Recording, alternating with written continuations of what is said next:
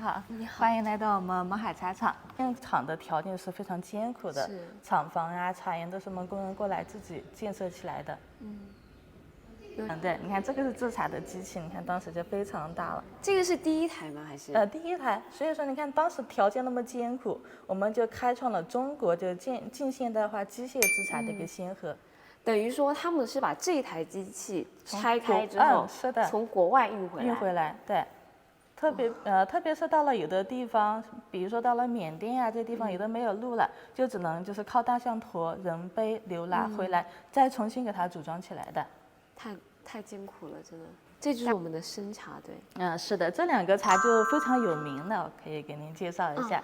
这两个它不光是我们大邑的标杆，是整个普洱茶行业评判生茶、评判熟茶行业的一个标准。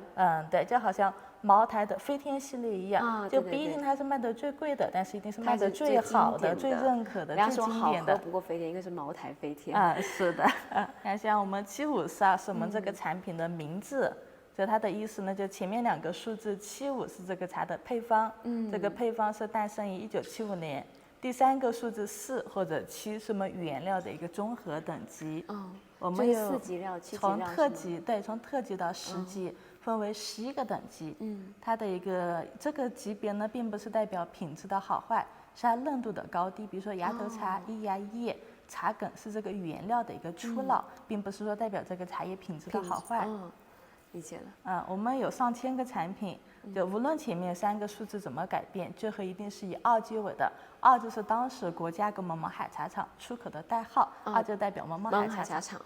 方便问一下，我们现在大邑有多少个专利吗？总的有差不多将近200项。200项。对。